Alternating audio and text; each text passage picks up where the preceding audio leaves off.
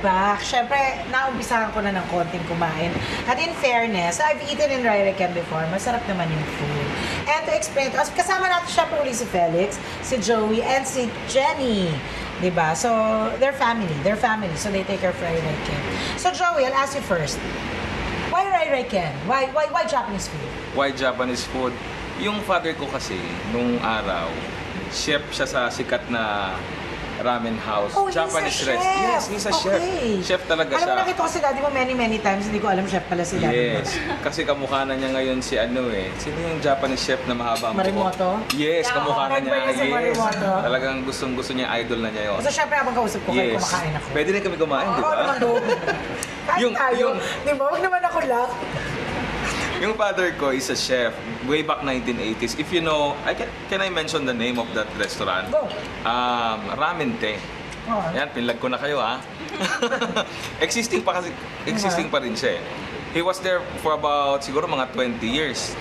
And then, he started, hindi actually chef, ano siya, dishwasher. Okay. Dishwasher. Lahat naman, di ba? Yes, hanggang sa Rose from the Ranks. And then yung Japanese na owner nung restaurant, nagustuhan yung character niya. Pinadala siya sa Japan. For training. So, tagal niya ron. Siguro pabalik-balik siya. I was siguro mga 5-year-old pa lang ako noon. Actually, wala pa si Jen noon eh. Wala pa si Jen. Ako pa lang dalawa pa lang kaming magkapatid noon. And then, pagbalik niya dito sa Philippines, pinagtiwalaan na siya ng Japanese boss niya. Please eat, huwag kayo mahiya. And then, nung pagbalik niya, marunong na siya magluto, pinadadala na siya ng boss niya sa iba-ibang bansa. For example, nung nag-open sila sa Thailand, siya pinadala ng boss niya to man the restaurant and even in other country.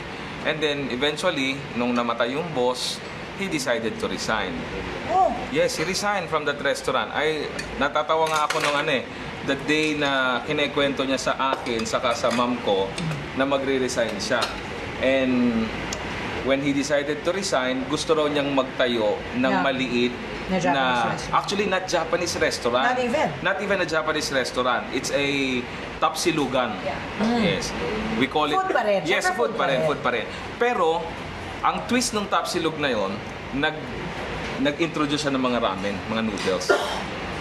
So, kahit may tapsilog, meron namang noodles na na available dun sa menu.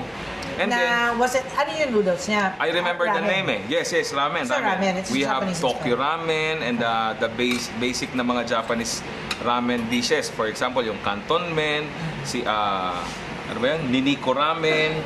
So, yung tapsilugan na yon, dinadayo tuloy ng mga Japanese dahil ang area niya malapit sa sa Bautista, sa Makati. Okay, based on your research, kasi diba, sa Japan, I think, parang nila yan eh, parang comfort food ang ramen. Yes, main staple. So based on your research, yung popularity ng ramen, apparently, kahit Pinoy, gusto-gusto na rin nila ang ramen. Even if we have our own version of ramen, which is Mami. Yes. Kasi ang based on my research din, yung ramen pala, na word na ramen, galing from Chinese word na lomyen. Ang Japanese kasi hindi kayang i-pronounce yung L. Okay. They pronounce it as letter R. So yung lomyen naging ramen. For some reason, basta umabot sa ramen. At ang nakakatawa, yung Rairekken originally pronounced as Lai Ken. Lai Ken. But what does it mean? What does Rairekken mean? Lai means come sa Chinese. Okay. Ken is house. So ang parang it's an invitation to eat in my house. Yes, parang come to our house, eat to our house. So you have how many branches? This is the 50th branch. 50th branch. Yes, etong SM North EDSA. Wow, and you have all over Manila, all over the Philippines.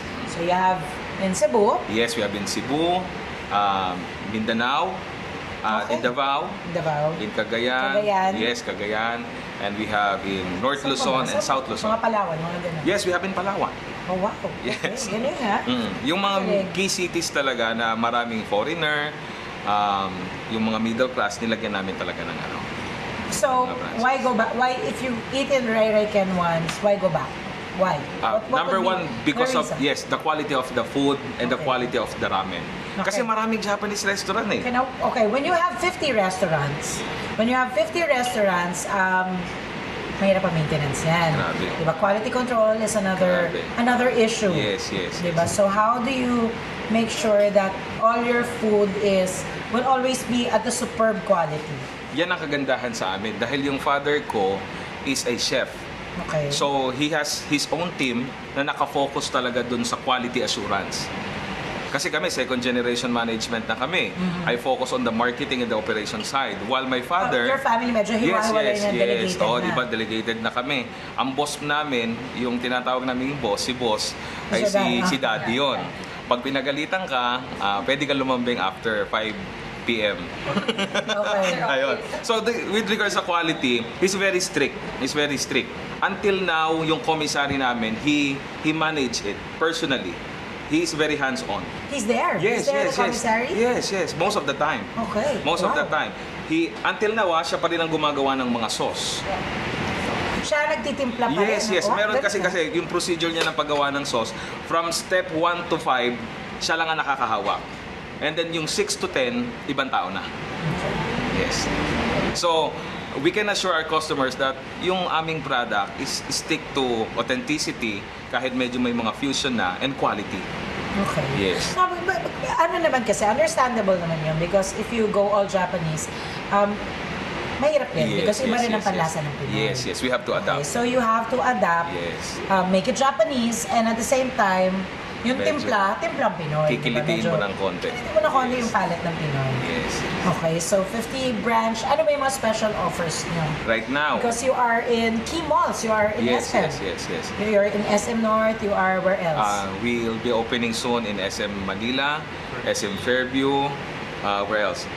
Sa Tagaytay, SM Dasmariñas. So you are basically in all SM malls? Basically in all SM malls right now. And your best sellers are this one? Yes, the seafood's hot pot ramen. Masarap siya. Kanina nga niluluto ni Felix yung kinikwento ko na hindi naman siya originally... Actually, yung seafood's hot pot ramen, wala niyan sa Japan. Wala sa Japan yan. It's an original menu recipe ng father ko na dinevelop just because nauso yung shabu-shabu. It's good. It's very creamy. It's surprising na siya yung naging number 1 na namin na ramen. It's very creamy. Yes, yun yung secret niya eh. Actually, yung broth na ginagamit ng Rai Rai Ken, yan may pagmamalaki namin. We have developed the technology na hindi na I think hindi na kayang gayahin ng kahit anong ramen house ngayon. Okay. Yes. So anyway, kasi sabi ko nga, secret to any kind of soup. Yes. It's your the base. broth. Yes. It's your base. It's your broth. It's whatever broth. Whether it be vegetable broth, pork broth, beef broth, yun talaga yung sikreto niya. And yun yung nagdadala sa kanya. Yes. Kasi yung sahog, secondary na lang yan. It's almost the same. Sabaw mo, sahog din lang kakainin ko. Yes. Okay? And then what else are your best sellers? We have yung mga bagay na kainin with ramen. Alam mo, never ko pa natitikman Yes, you should try it. Ang kutsay. Kutsay, di ba? Yes, kutsay. Yeah, Yan ang kinakain lagi nila kaya payat sila eh.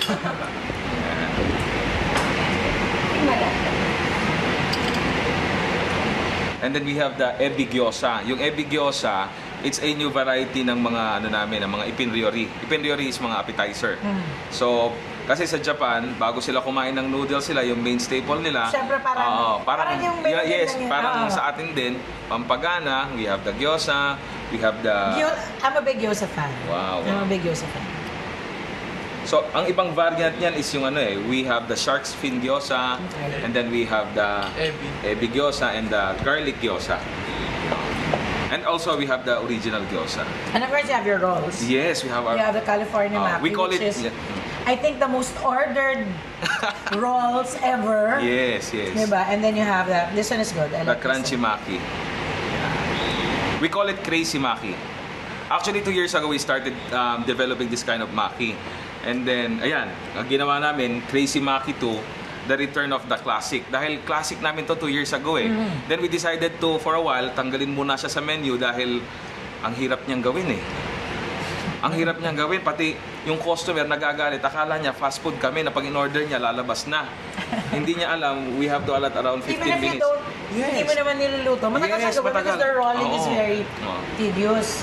Kasi dahil, di ba, kailangan siksik yung kanin. Yes. Ayan, nung binalik namin, meron na siyang tamang sistema at ayan na, lalabas na siyang laging maloloko ka sa sarap. Tsaka nag-aabala kayo sa garnish, no? Yes, yes. Nag-aabala kayo sa garnish. Super abala talaga Kaya ang kayo taas sa ng cost ng garnish. inventory nila eh.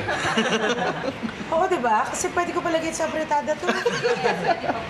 Di ba, really? But of Yes, course, yes. it's what makes your plate look Definitely, pretty. definitely. And even your wasabi Yung has wasabi. shape. Okay, so of course you have your Tempura. naman, Yeah, tempura yes, sa yes. parang hindi ka pwedeng kumain sa Yes, Japanese yes. restaurant na walang tempura. Kasi unlike, di ba sa Japan, pag ramen house ka, ramen ka lang. Pag sushi bar ka, sushi bar ka. Pero Oo, sa meron Pilipinas, silang- ang settings natin hindi pwede. Okay. So pag meron kang, dapat may tempura ka, may gyoza ka, at may California maki ka. At maramen ka. At may ramen ka, Oh, definitely. totoo yun, no? Yes. Oh, pansin ko rin, no? Kahit kami pag kumakain kami sa Japanese restaurant, parang lahat yun meron sa mesa na. So, you plan to add more things to your menu? Actually, ang gagawin namin for October and sa mga upcoming months, we will be developing yung mga premium noodles naman. Ito yung mga talagang sikat na noodles, ramen na makakain mo lang sa Japan. For the likes of tonkotsu ramen, yun yung mga talagang preparation nun is very tedious. Na even meron kasing tinatawag na butakakuni ramen. Okay, nawala na ako doon. Ramen lang na yung Yes, yes. The butakakuni yung roast pork na yung pag kinain mo siya pag natutunaw sa labi mo yung sobrang lambot ng pork na yon. And that roast pork and the tonkotsu, father ko lang talaga o si boss lang talaga ang magpe-prepare. And selected branches lang namin ilalagay. Of course, which are your prime branches. Yes, the So prime that's branches. coming in the next quarter. Yes, yes. Okay, so abangan niyo yun. Yes. So, but please invite them to go to Rai Ken. Siguro, Jenny. Felix. On behalf of Rai Ken family, I would like to invite all of you to visit our newly opened branch here in SM North EDSA. Yan. Oo, malapit lang to. Malapit. Kita nyo kaagad. Kita agad. Oh, hindi nga ako nawala eh. Kita agad. Felix. Anyway, yes. Felix. Makikita na si Felix. Siya yung chef dito. Pwede na request. Pwede na request na si Felix na magluluto. Anyway, thank you. Thank you, Joey. Yes. So, before we go, bigyan ko ng mga gifts, kaya na nalaglag yung iba. Okay. This is for you, Jenny. Felix, it's our spoon apron. Souvenir lang ba? Magagamit na tayo. Okay. Pwede rin naman kumain ng ramen dito. Yes. Pwede rin kumain ng ramen sa aming spoon mug. Asan yung isa? Asan yung isa? Upuan ko ba? Asan yung isa? Basta nandyan lang yun. Anyway, thank you for having us. Thank you for having us. Thank you for the meal. Thank you for the wonderful meal. At magbabalik pa po ang spoon.